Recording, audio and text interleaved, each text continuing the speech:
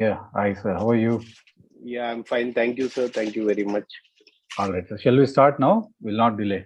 Okay, it's already Yeah, yes, sir. okay. Yes, sir. Yeah. Yes, sir. So have you prepared for any specific topic, sir, or anything is Uh, okay? that way anything is okay, but as the today's topic is the emergency Yeah, in yeah. the perioperative Amongst period. these five topics, have you Yeah, prepared yeah, yeah. all? Okay. Hypotension, hypoxia, All hypertension, right, sir. Fine, sir. hypotension, Fine. malignant hyperthermia, whatever it is. All right. Fine, sir. Fine. So shall we start now? Yes, sir. Okay.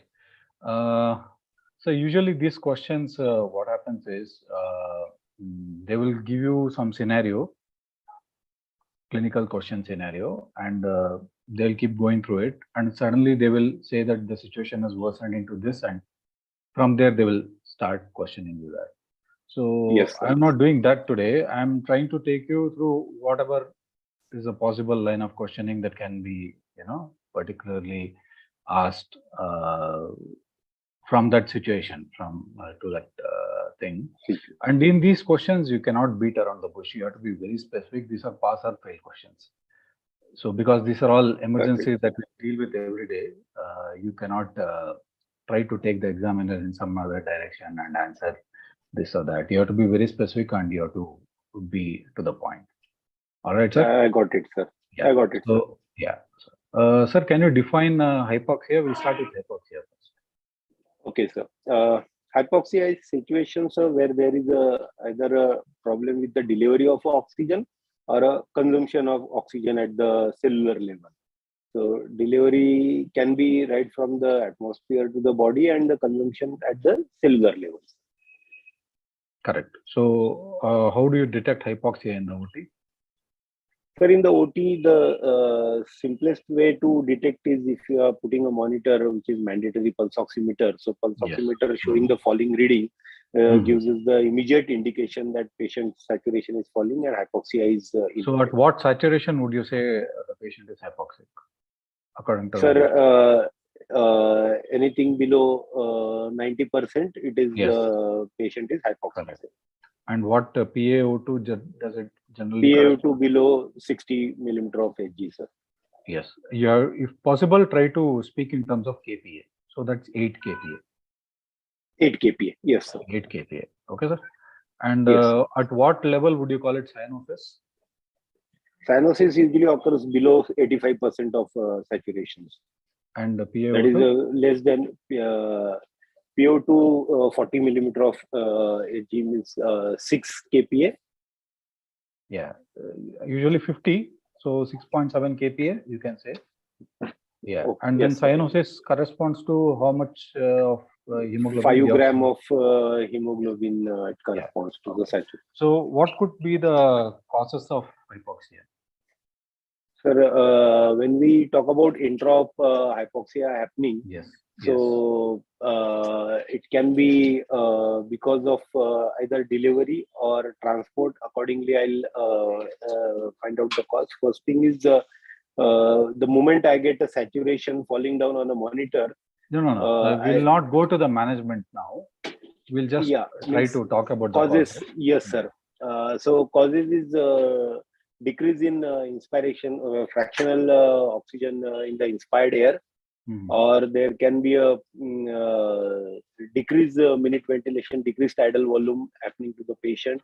One Suggestion here, yes, sir. What you can do is you can talk about equipment problems and patient problem. So yes, आपका जो ये सब है, oxygen delivery and this and that and the probe and all those things, they can all come in the equipment problem. And patient may you can further classify into pulmonary, extrapulmonary, and extrapulmonary.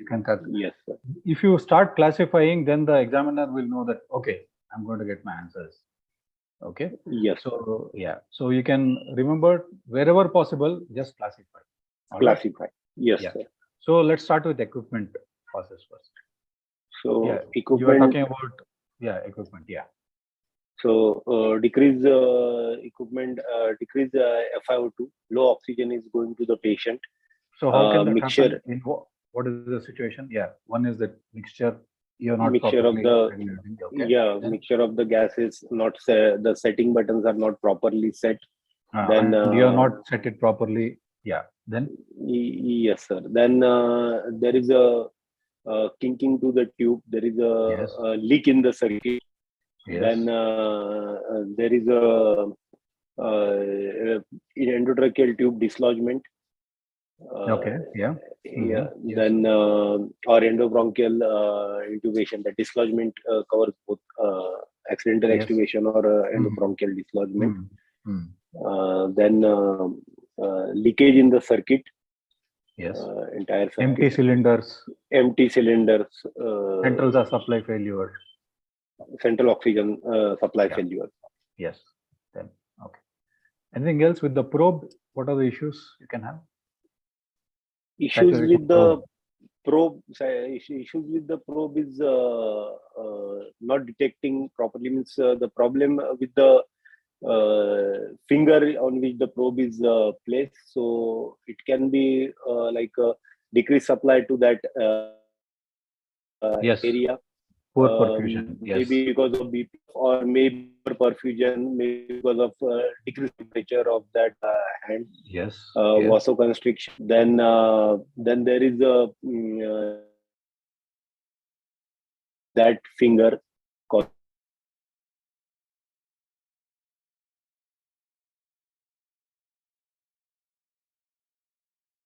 I think I lost your voice.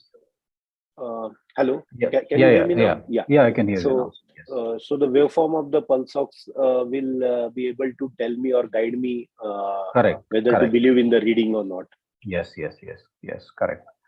And this low FiO2, it is you can say it is absolute, where there is lack of delivery of oxygen, and it can also be relative. Suppose there is a patient who needs more FiO2, but you are giving him less, so it can also be absolute or relative. Relative.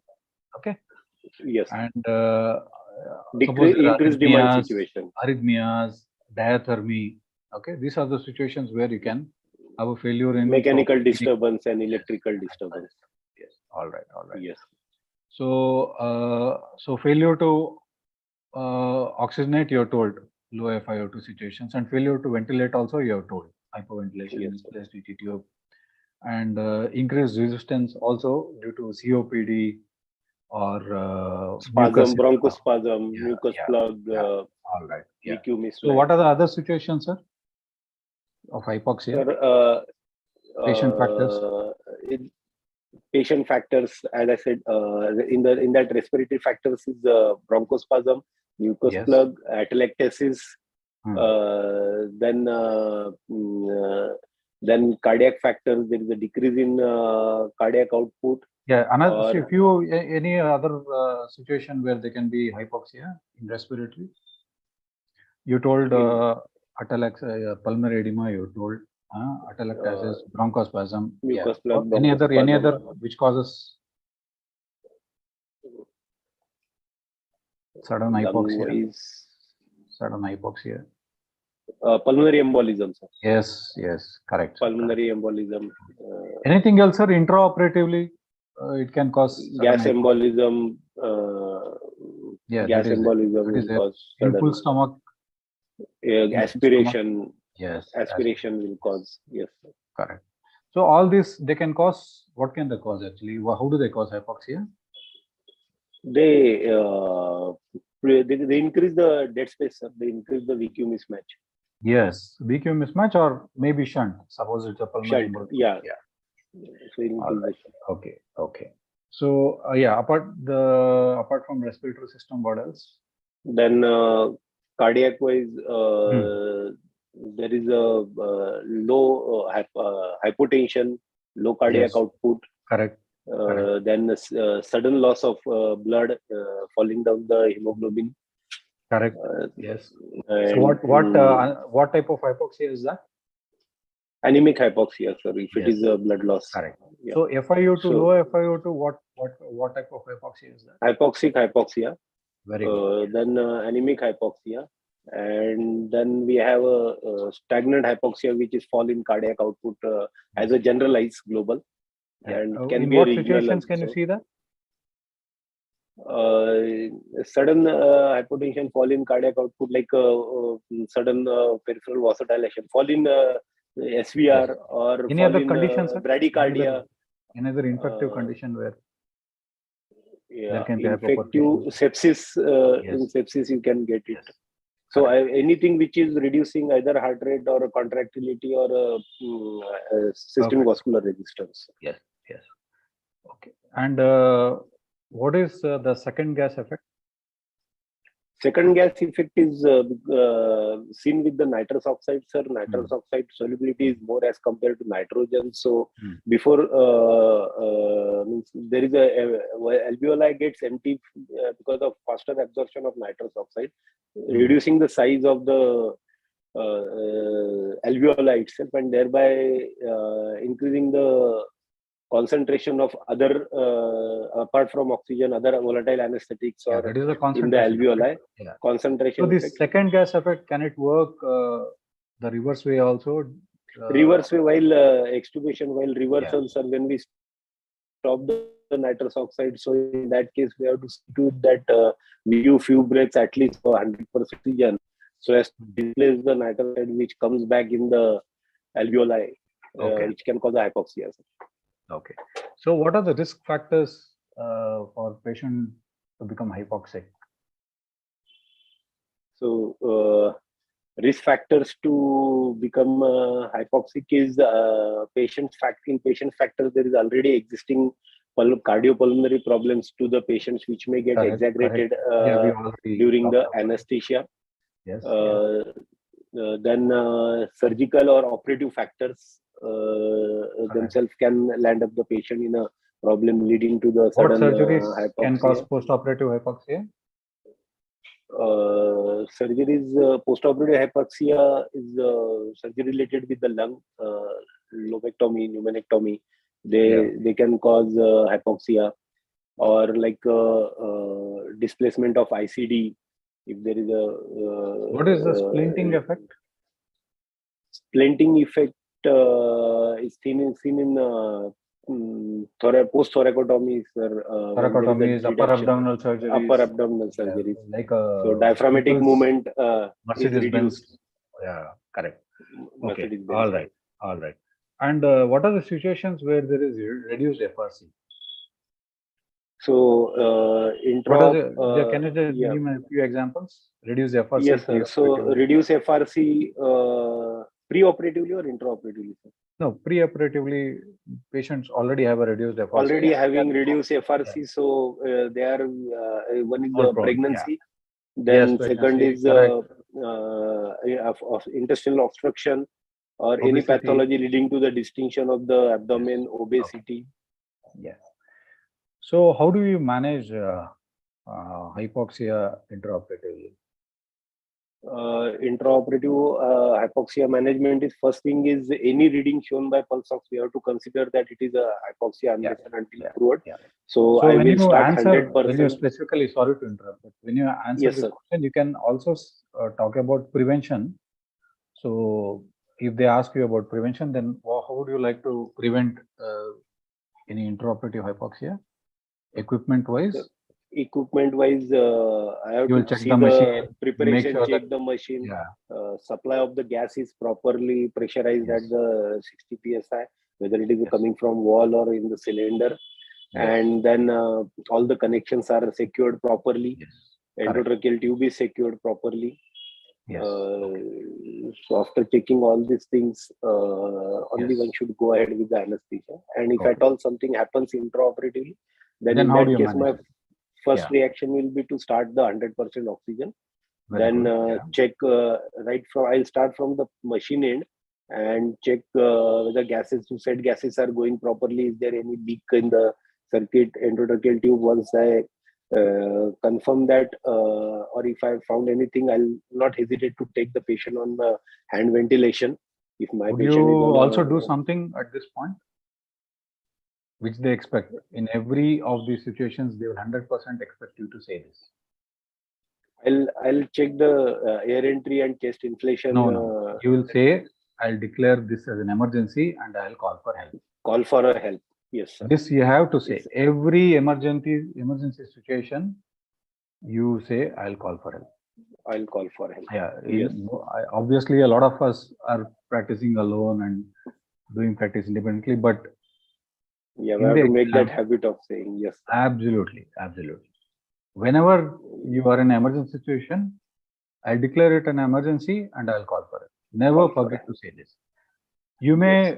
get very involved in the answer and then you may forget it, but this is a very important thing that you have to do. You Yes, cannot sir. forget to tell this at all. Okay, so anytime, any Sure, sir. emergency, always start the answer with, I'll declare this is an emergency and I will call for it. Then call for a help. Yeah. Yes. Okay. Go ahead, sir. Yeah. You're taking Yeah. the So, patient on bag and hand ventilating. Yes. Very good. and Then, ventilating, I'll check the air entry bilaterally, yes. and I'll ask the surgeon, is there any problem like a sudden blood pressure or Correct. Correct. something, and Correct. then if at all, I'll ask him to stop, Hmm. and I'll start ventilating, and Hmm. at the same time, I'll start finding the cause of the hypoxia and treat the cause as well. Like if it is respiratory Hmm. or displacement, I'll try to rectify that along Correct. with the ventilation. So, Correct. And you can also say if the patient is not already intubated, suppose patient is on LMA or spontaneously breathing on mask, you say that I'll secure the airway. Okay. secure the airway first. Yes. Yes. So then treat the appropriate cause. Suppose if it's a pneumothorax, you know what to do. Bronchospasm, you know what to do. Further. Collapse, you know what to do. Pulmonary edema, you know what to do. Okay. Yes. So, and subsequent management, you can do an ABG. You can, what are the other things you can do? Subsequent management. Subsequent Suppose the management. surgery is over and you have successfully managed the hypoxic situation. Next what? If the cause was treatable and completely treated, then this patient, I'll send him. Before extubation, I will confirm all the parameters whether patient is Whether it's suitable safe to for extubate. extubation or not, Yes, safe to very good. extubate. Then only I will go for extubation. Otherwise, I will not hesitate to go for elective ventilation till the patient comes out. And this patient will go for a high dependency unit where monitoring. Yes. Yes. I'll continue with the vigilant monitoring to these patients. Would you like to do some investigations?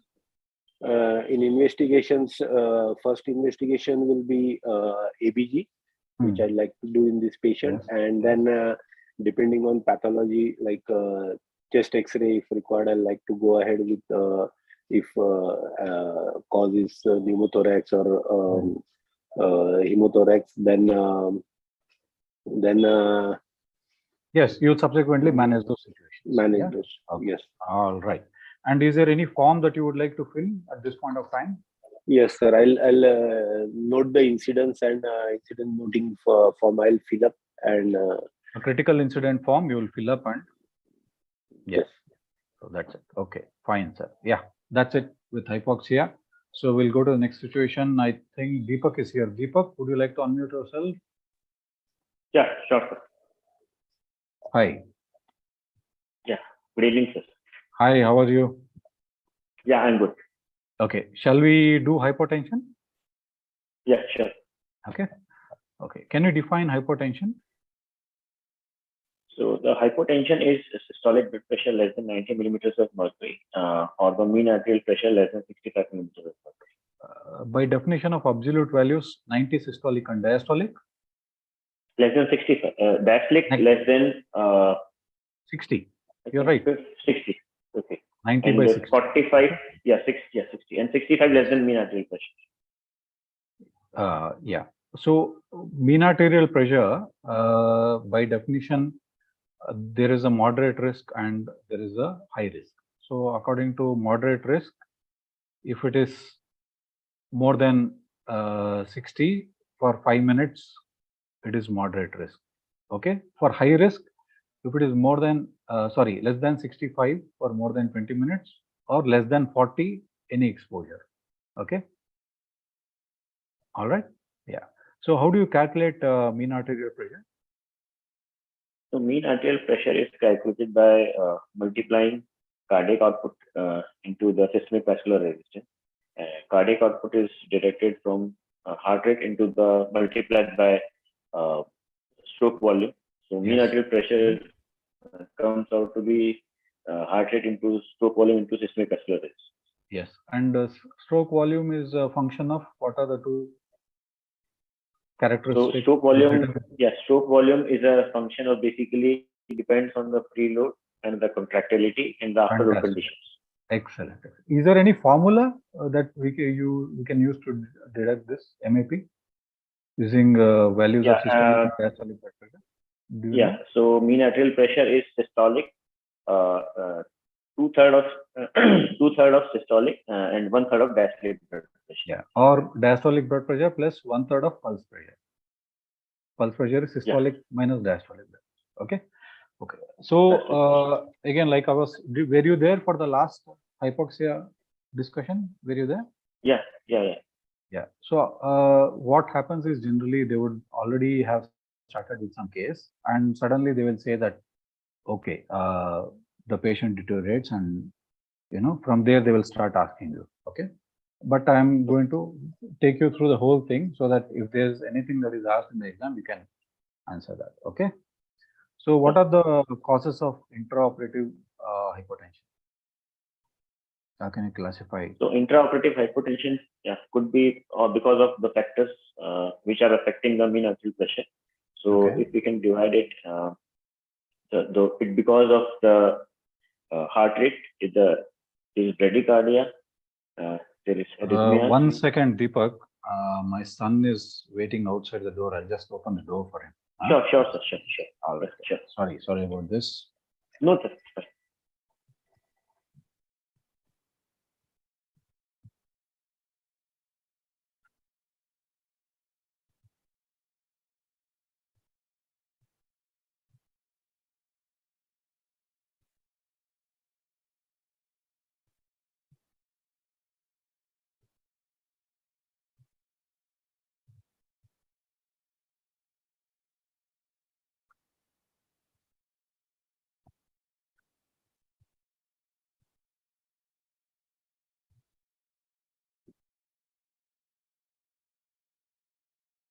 Yeah, I'm sorry, Deepak. Yeah, let's go.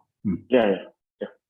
So the factors affecting these three things, the heart rate, stroke volume, and the systemic accelerations will cause intraoperative hypotension. So heart rate, if there is bradycardia, then there is arrhythmias due to any electrolyte abnormalities or any drug-related arrhythmias. Then there is any decrease in the preload because of decreased effective. So you're talking about basically patient factors, right? You're talking about patient factors. I'm talking about patient factors. Yes. So patient factors, surgical factors, equipment factors, right? Okay. So now we are in patient factors. Yeah, go on. So you're talking about the formula cardiac output into SVR. Now you're talking about cardiac output where? Yes. Firstly, you're talking about heart rate. Heart rate. Yeah. So with bradycardia, then the arrhythmias, then this stroke volume could be because of decreased preload, first of all. So that be because of blood loss, decrease.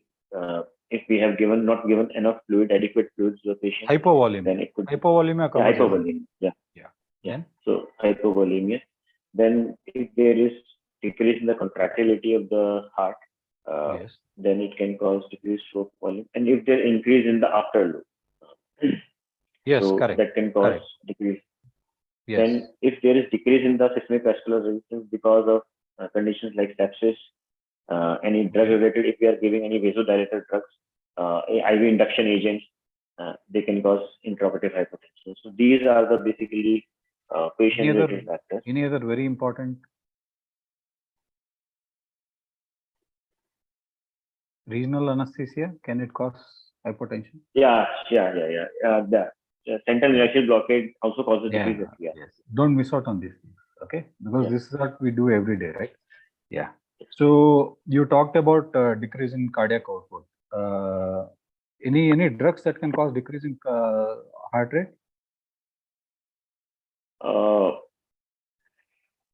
If we are patient is on any beta blocker, then it can cause bradycardia. Any other causes for reduced heart rate? Dexmedetomidine. Yeah. Okay. Yeah, dexmedetomidine. Then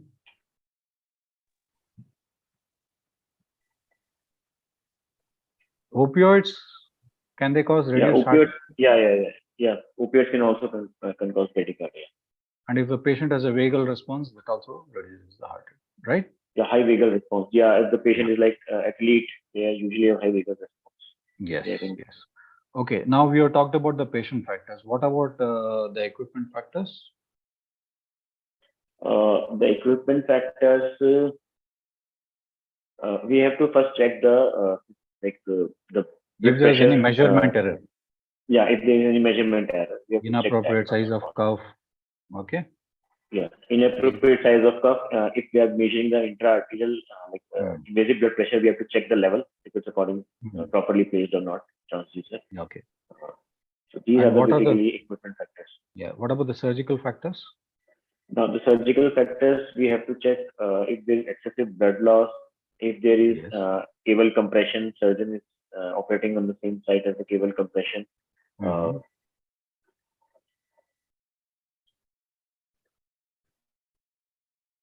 Like any positioning of the patient where the like in some surgeries where there is a reverse tenderlock position that can cause reduced venous return. Yes. Also, some surgeries can cause hypertension, like hepatic surgery, mediastinal surgery. Yeah. Right. Cardiac surgery, neurosurgery. All right. Yeah. Yeah. Okay. So, pardon me. Raised intra-abdominal pressure during laparoscopy. Yes. Correct. That's correct. Yes. Okay. So, what is the differential diagnosis that suppose you have a patient who is hypertensive now? What would be the differential diagnosis? Would you like to mention a few factors? You said a lot of causative factors, right? You said a few causative factors. So, how would you specifically arrive at some of these? Okay. So I'll check. Like first of all, I'll check if there is any. Like as I told the vitals. I'll check the vitals. Would you just rely on the monitor, or would you like to do something? Would you like to put a hand on the pulse and see for the hands on the pulse, sir? Yeah. I'll palpate the radial artery. I'll palpate the pulse. Yeah, whichever pulse you can feel access on the surgical, apart from the surgical side, you can check for that. Yes, correct. Yeah, and also check other factors like how is the heart rate, how is the saturation. Okay, you're not if there is a hypotension, you're just not going to look at it as a single value. You're going to look at the other things also, right? Yeah. So sudden drop in CO2, correct? Yes. Yeah, variation in the heart rate, and you will auscultate. So, I'll check other parameters also. Yes. Other parameters, and you will auscultate the chest, and you will look for all these things. Suppose there's elevation in heart rate, right? So you will look at all these things as such. So how do you manage intraoperative hypertension? So to manage the intraoperative hypotension, first I'll declare it as an anesthetic emergency and I'll call for help. Yes. Then I'll first check as the equipment errors if there is no measurement error. And, you can start by saying I'll use the ABCD approach. Yeah. Okay. So I'll use the ABCD approach. So what will you do first with ABCD approach? What is the first thing you're going to do here? Yeah, I'll check the airway. I'll check the airway. Yeah. Then anything else you would like to do with airway?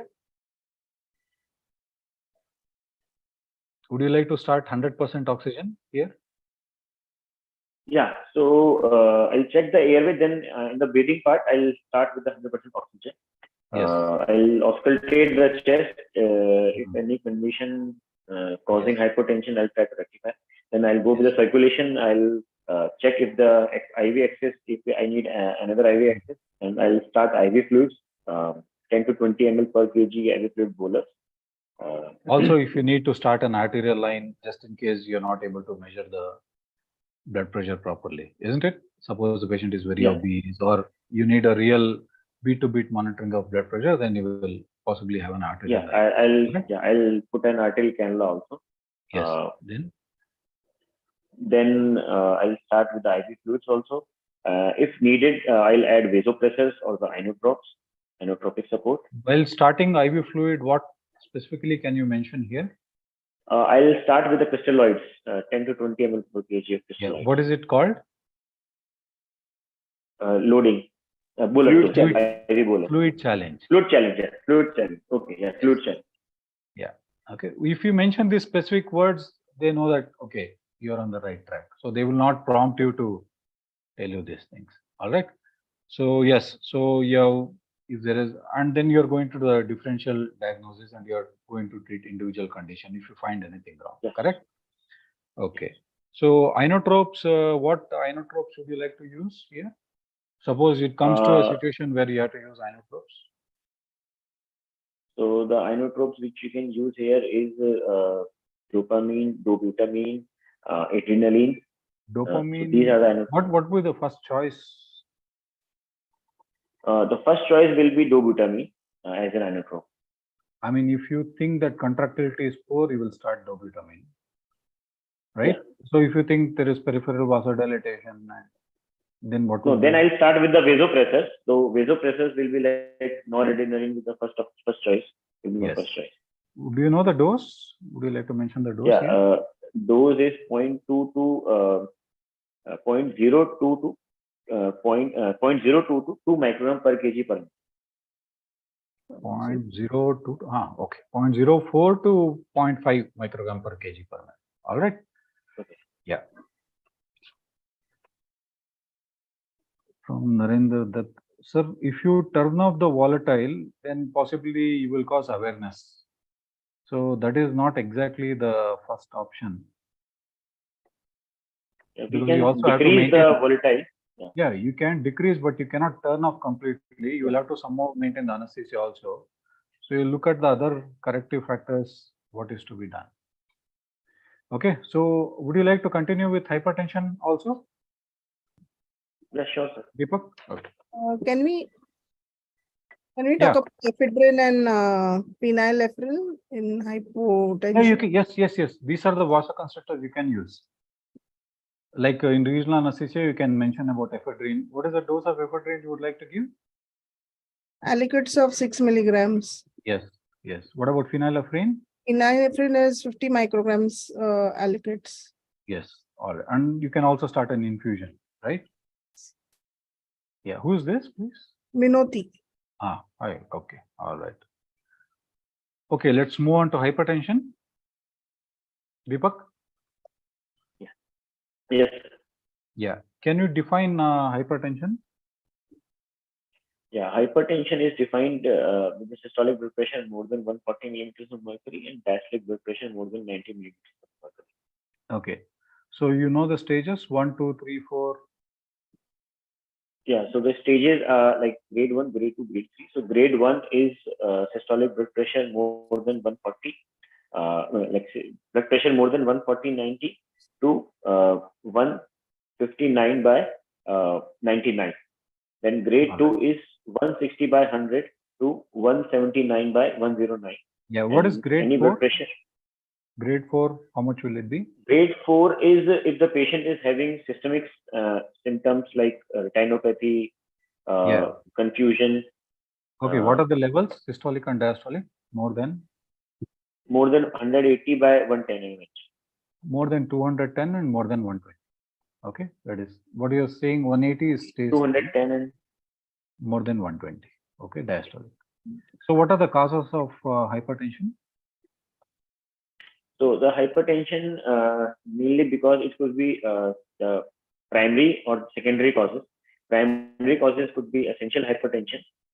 So the you're again secondary. You're talking about patient factors, correct? Yeah. Okay. Yeah, you're talking about patient factors, right?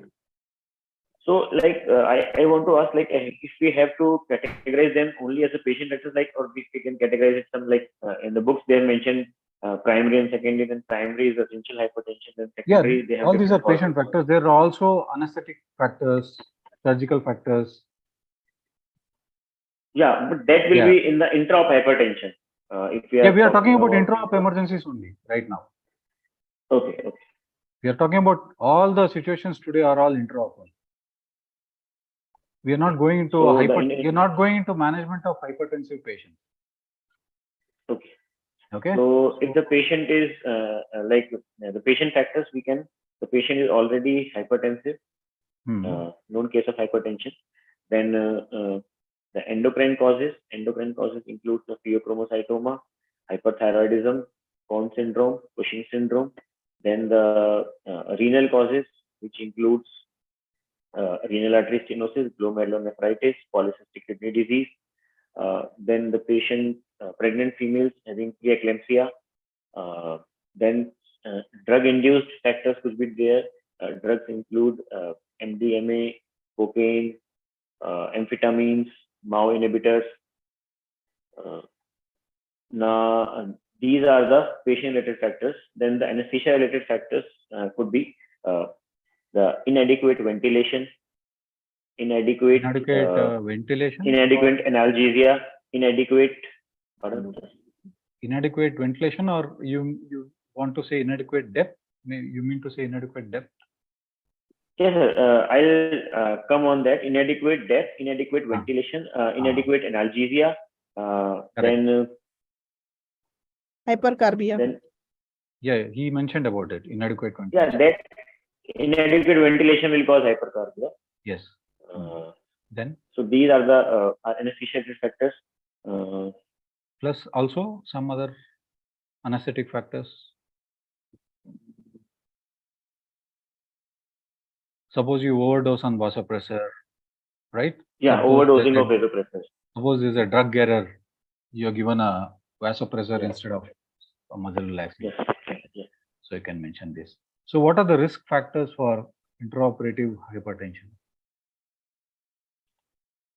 So the risk factors for intraoperative hypertension, if the patient is already in a known case of hypertension, then the patient having preeclamptic patients in pregnancy, then the patient having some endocrine conditions like pheochromocytoma, hyperthyroid, Cohn syndrome, Cushing syndrome, then some renal condition if the patient is having a renal condition like renal artery stenosis.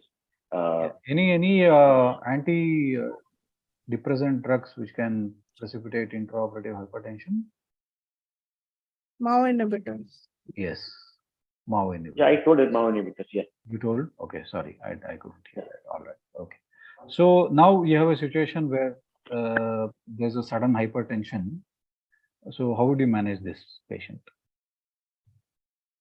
So if there is sudden and severe hypertension, first of all, I'll declare it an emergency and I'll request for the call for help. And then meanwhile, I'll go with the ABCD approach. Yes. And, yes. After that, I will ensure that the adequate depth is there. I'll increase the depth of the anesthesia. I'll check if there's adequate analgesia. I'll check the dosing of muscle relaxant. Then I'll check if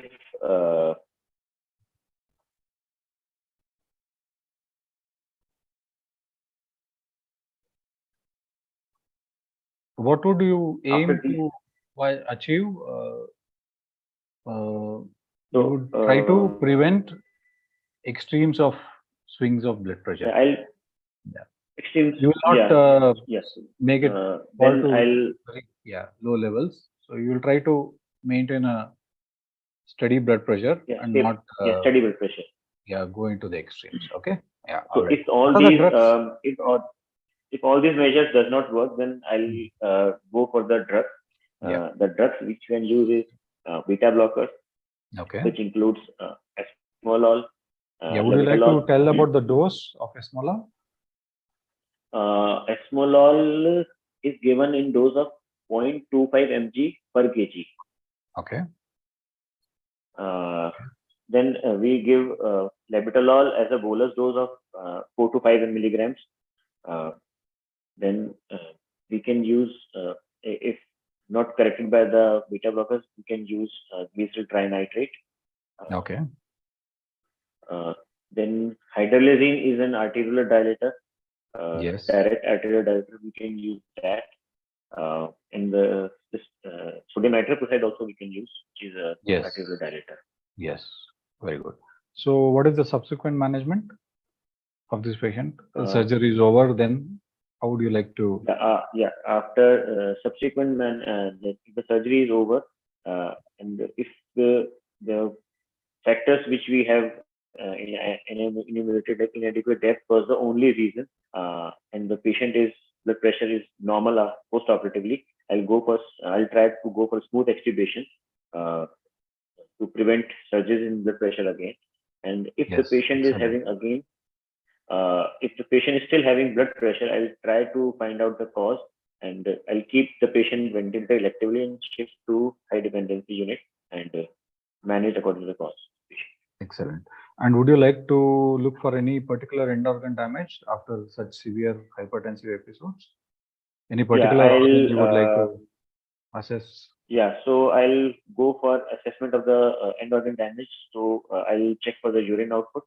They can have an impact on kidney. Then I'll ask the ophthalmologist to check, go for fundoscopy. More importantly, any other? You MI and CVI. MI is I'll ask for. You will do some troponin levels. You may ask for an echo. Okay. Yeah. And you may ask a physician to look into the patient to be on longer medication. These are all the things that we do routinely in our work, but you have to answer these in sequence in the exams. That's it. Nothing else. Okay, it's no big deal. These are things that we keep dealing with every day, isn't it? All right. Yes. So next is malignant hyperthermia. Who would like to take this? Is Dr. Nabanita Das here? She had volunteered for it yesterday. May I can also Dr. Nabanita, are you here?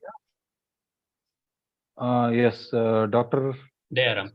Dayaram, yes, sir. Yes. Yeah, would you like to take this, sir? Okay. Yes, sir. All right. Yes, sir. Can you define malignant hyperthermia? Yes, it's a autosomal dominant, rare, genetic hypermetabolic muscular disease. Okay. Any particular chromosome is affected? Yes. In this, the genetic mutation is for the renin receptor located on the chromosome 19. Yes, perfect. Okay. All right. So what happens due to this pathology? What is so because of this genetic mutation, there is a manifold, about 500-fold rise in the intracellular calcium, and there is because of that, the sustained muscular contraction is there. Yeah. So sustained muscular contraction, what does it cause? It causes this masseter spasm and generalized muscle rigidity. Okay. And then what happens? And then because of this hypermetabolism, there is increased oxygen consumptions, increased CO2 productions, hyperkalemia, hypernatremia, hyperphosphatemia, metabolic acidosis, rhabdomyolysis, lactic acidosis. Yes. All that, these are sequelae of this. So what are the risk factors for malignant hyperthermia? As such, there are no risk factors. It's an inherited disorder. Yes. Mostly, if there's a family history. Yes, family history, and mostly it occurs in the young males. But still, there are some diseases with like central core disease which is associated. Yes, some muscular diseases. Those patients are more susceptible for this. Yeah. And what are the drugs, anesthetic drugs that can trigger this? The triggering agent are inhalational agents and succinylcholine. Yes, very good. So how do you manage malignant hyperthermia? So what are the steps? Now, whenever I suspect this malignant hyperthermia, I declare. So let's start with recognition. So recognition is the first step towards management, correct? Yes. So how do you recognize that a patient has patient hyperthermia? May present with sudden rise in the end-tidal CO2 and rise in the temperature. Before that, any indication that? Yes, when we give succinylcholine, at that time there is masseter spasm. Yes, so correct. That gives an indication of this malignant hypothermia. Yes, correct. And there will be rise in. Go ahead. Yeah. Yeah, there will be rise in temperature of about 1 degree Celsius every 5 to 10 minutes. Yes. Correct. That's correct. Yes. Then because of this hypermetabolism, there will be other this heart rate changes, blood pressure changes. So what heart rate, specific heart rate changes do you see? Mostly tachycardia will be in the beginning. Then in the later stages, bradycardia can also occur. Bradycardia, arrhythmias, anything can happen. Yes. Yeah. All right. So there is temperature change you already mentioned, 1 degree centigrade every 10 minutes. Every 5 to 10 minutes. Yeah. And what about oxygen, sir? Oxygen consumption? Pardon? Oxygen consumption? Yes, oxygen consumption. There are many folds. So what does it cause? Increased oxygen consumption will cause what? Increased oxygen consumption will cause decrease in the mixed venous oxygen so hypoxia. Yes. Tissue hypoxia. So then you can have cyanosis, all right? Yes, cyanosis, mottling of the skin, lactic acidosis. Yes. So how do you manage this? Yeah. You recognize that it's MH. Yes. Then I'll declare it as an anesthetic emergency and will call for help. Yeah. And then I'll give 100% oxygen. And then immediately I'll ask the assistant to prepare dantrolene. So what you can say is discontinuation of the drugs, anesthetic drugs. Yes. Yes. Sorry, I forgot that. Those are. I'll start 100% oxygen, and I'll start ventilating with my hand, and ask the assistant to prepare a new machine that is free of volatile agents. So till then, I'll hyperventilate with the hand with 100% oxygen. So there's a mnemonic for this. I'll come to that. Yes, it's a hospital. Yeah. Yes. So, okay. So what you can say is they will assume that you're working in you're answering as if you're working in a big center with adequate number of staff. Yes. So what we can say is that I will ask a team to come in and I'll allocate roles. Okay. 2 people will be required to mix the dantrolene. Yes. All right. 1 person will be required to take the lines and collect samples to frequently send this clotting and all those parameters and all that. Yes. 1 person to stand on and do the ventilation, 1 person to catheterize and cooling. Yes. Okay. You can say that I'm going to make a team and allocate roles, specific roles. Yes. And 1 person who can document everything. Document the events and drugs. All right. So what do you know about dantrolene, sir? Can you elaborate? Yes, dantrolene, it is given in the dose of 2. What is availability? Yes, it's available in a vial containing 20 milligram of dantrolene and 3 gram of mannitol. Why do you need the mannitol there? And I don't have an idea. Mannitol? Okay, it's available as a lyophilized powder. So mannitol helps in the dissolving the dantrolene. Okay. The role of mannitol is to help dissolve the dantrolene. Okay.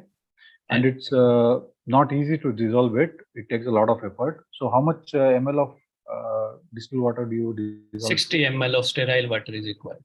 Yes, 60 ml of sterile water is required. Okay. Is there any other preparation you know of dantrolene apart from this? This is dantrium, what you told me. Yes, other is yes, that is contain 250 milligram of the dantrolene and 125 milligram of mannitol. Yeah. Do you know the name of that? That's called Ryanodex. Ryanodex. Okay. This is just a trivia. It's not important for the exam, but it is good to know about it. So what is the dosage that you will give? The initial dose will be 2.5 milligram per kilogram. Okay. Stat. And this to be repeated every 5 to 10 minutes till the maximum dose of 10 milligram per kilogram or till the events subsides. Yeah, there is no cumulative dose max. You can keep giving until. Yes, maximum they say 10 milligram per kilogram. In a single dose. Yes, in a single dose. That's for the single dose, but there is no cumulative dose. Okay. You keep giving dantrolene. Okay. You keep giving dantrolene till the event subsides or the parameters improve. You just have to keep giving dantrolene. Okay. Right? There is no cumulative dose. Total number of doses you can give. No. In a single dose, what you're saying is right. 10 milligram per kg for a single dose. Okay. But it's not for the cumulative dose. All right. Okay. Okay. And then it may be needed to repeat again. Its half-life is 6 to 7 hours. So this is recommended to give 1 milligram per kilogram every 6 hours for next 24 to 48 hours. Yeah, until 48 hours you have to be on a vigil and you have to see. Yes. Okay. Yeah. Apart from dantrolene, what else are you going to do? Then the temperature regulation. Yes. How are you going to do it? Active cooling by ice packs. By cold. So where are you going to keep the ice pack? Ice packs, we can keep it in the armpits. Yes. And we can ask the surgeon to instill some cold saline in the cavities. Abdominal cavity, yes. Yes. Then the lavage, gastric lavage, we can do with the cold saline. Yes. And then active, these cooling blankets are available. We can use give them. Cold IV fluids. Cold IV fluids. Yeah. And urinary bladder, we can lavage. Yeah. Yes. Okay. And then what are the other things you're going to do? Then regular ABG analysis and clotting profile analysis and management accordingly. Would you like to take an arterial line here? Yes, I can. I will, because repeated ABGs will require. Yes. Repeated ABG plus beat-to-beat monitoring of the blood pressure. And for dantrolene, it causes phlebitis. So central line will be preferable. If it's available, we should give it by central line. Otherwise, a wide bore IV access with flushing with fast fluid. You cannot let it hang around in the vein. You have to just flush it fast. Yes. Okay. Okay. Apart from dantrolene and cooling, any other things you look at?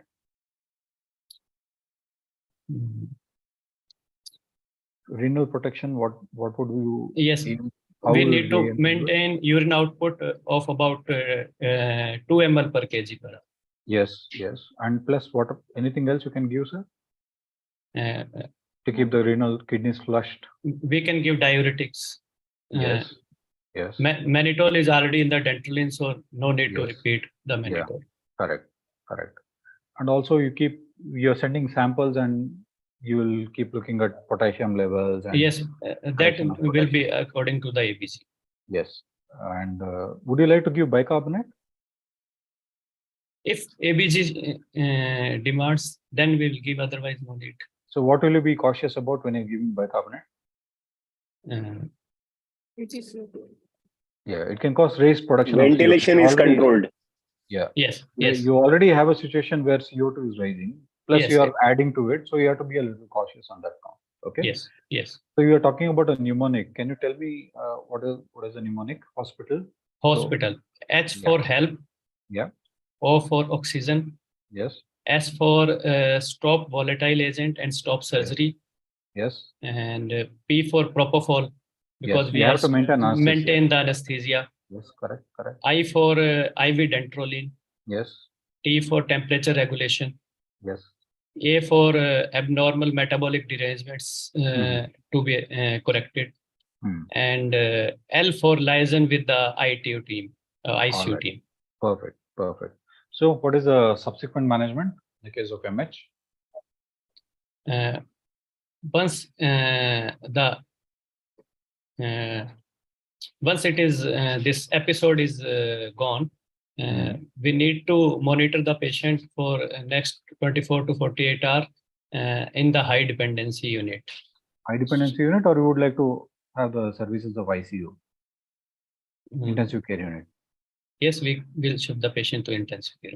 Yeah, these patients need intensive care, so you have the patient in the ICU. Then, would you like to talk to the patient's relatives and tell them what happened? Yes. All this is very important. All this is a part of communication. Yes. So you have to tell all these things. You can't. Yes. We will counsel the patient and her attendants, relatives about the event. Yes. And Then for the genetic, we can send the sample for your patient to the center where the this facility for muscle biopsy and Yes. genetic testing is available. Yes, caffeine test and halogen. Yes, halogen caffeine contracture test. Okay. So we talked about all this intraoperative event happening during malignant hyperthermia. Any other situations we can replicate this? Yes, there are differential. Sudden rise in blood pressure, sudden tachycardia, and all those things. Yes. This Severe is rise in blood pressure. neuroleptic. Any differential diagnosis? One is thyroid storm. Yes. But in thyroid storm, mostly it occurs few hours post-operatively. Okay. And hypokalemia is one of the finding in thyroid storm rather than hyperkalemia. Any other endocrine disorder which can cause severe pheochromocytoma. Yes. But in that temperature doesn't rise. It may rise because of sympathetic stimulus, but rise is not so much. Perfect. Perfect. Then there is neuroleptic malignant syndrome also. Yes. So these are the differential diagnoses that you can mention if they ask you about. Okay. Yes. All right. I think this is almost time. So we'll do the remaining situations in my next whenever we meet again. All right. So next time I think we'll cover anaphylaxis, intraarterial injections, and latex allergy. Many more situations that can be asked in the exam. Okay. Thank you very much, everyone. If there are any doubts, you can just message in the group. I'll try to answer. Thank you, sir. Thank you very much. Thank you, sir. Thank you very much. Thank you very much, everyone. Thank you for your participation. All right. Good luck. Who's taking the exam in May? Anybody? April, May? Anyone of you taking the exam in April, May? I feel most of us are in October. All right. Fantastic. All right. You have time then. Yes. Study well, guys. All the best. Thank you. Bye. Thank you. Thank you, sir. Bye. Good night. Bye.